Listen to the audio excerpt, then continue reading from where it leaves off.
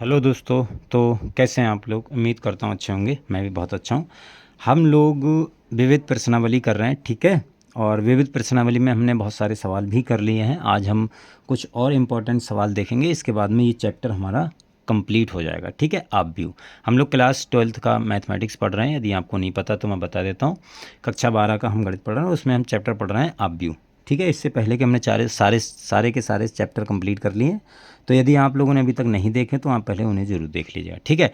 आज हम सवाल नंबर करेंगे 15। देखो क्या बोल रहा है। यदि ए एक वर्ग आव्यूह है, क्लियर। वर्ग आव्यूह का मतलब है कि उसमें आव्यूह और वर्ग आव्यूह का मतलब है कि उसमें पंक्तियों की संख्या और स्तंभों की संख्या बराबर होगी, ठीक है। बोलने इस प्रकार है कि ए स्क्वायर बराबर ए, तो आई प्लस ए क्यूब माइनस आई प्लस ए का होल क्यूब माइनस 7a बराबर होगा। किसके बराबर होगा? कौन सा ऑप्शन सही है, ये हमको पता करना है, ठीक है।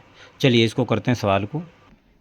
चलिए देखो ये है। अब इसको पहले आप इसको उठाओ, तो देखो इसको उठाओगे तो ए प्लस ए का होल क्यूब माइनस 7a। अब ए प्लस बी का आपको होल क्यूब आता है, आता होगा। ए प्लस बी का होल क्यूब क्या होता है? A cube plus b cube plus 3ab और ब्रैकेट में ए प्लस बी आता होगा भाई। ये तो यही होता है, ठीक है। तो इसे अगर नहीं आता तो देख लो, यहाँ पर बस फार्मूला लगाओ। ये वाला ए क्यूब, ए की जगह भी ये है तो आई का क्यूब प्लस ए का क्यूब प्लस 3ai ब्रैकेट में ए प्लस बी यानी आई प्लस ए माइनस 7a। क्लियर, समझ में आई बात। अब देखो एक चीज़, अगर आप यहाँ पर देखोगे तो आई क्यूब को भी वैसा ही रखो, प्लस ए क्यूब प्लस 3, इसका अंदर गुणा कर दो तो 3ai स्क्वायर, ठीक है। और प्लस 3a स्क्वायर आई माइनस 7a। अब देखो एक चीज़ मैं जो बता रहा हूँ वो ध्यान से समझना।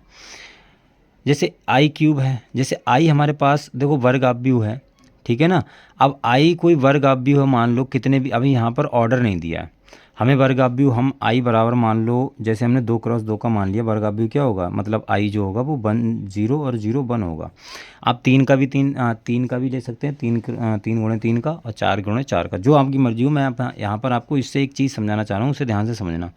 अगर मैं आई स्क्वायर निकालूँ तो क्या होगा? देखो आई × आई, तो आई का मान कितना है? 1 0 0 1 और 1 0 0 1, ठीक है। आप इसका गुणा करो, देखो 1 का 1 से, 0 का 1 से तो 0 प्लस 0, 1 का 0 से 0 प्लस 0, और ये तुम्हारा हो गया ये तुम्हारा 0 प्लस 0, और ये तुम्हारा हो गया 0 प्लस 1।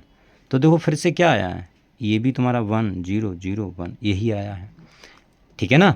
तो मैं देखो डायरेक्ट मैंने बताया नहीं, डायरेक्ट फार्मूला होता है कि जो आई स्क्वायर है या आई क्यूब है वो आई के ही बराबर होता है। आप क्यूब कर लोगे तब भी यही आएगा, इस 4 कर लोगे तब भी। आप कितने भी, मतलब ये ज़रूरी नहीं यहाँ पर 2 × 2 का मैंने लिया है, आप 3 × 3 का लेके कर लेना, तब भी वही आता है, ठीक है।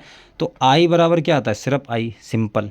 तो ये तुम्हारा आई हो गया, प्लस ए क्यूब को क्या लिख सकते हो? ए स्क्वायर इंटू ए लिख सकते हैं कि नहीं, ठीक है ना। और प्लस ये देखो 3a,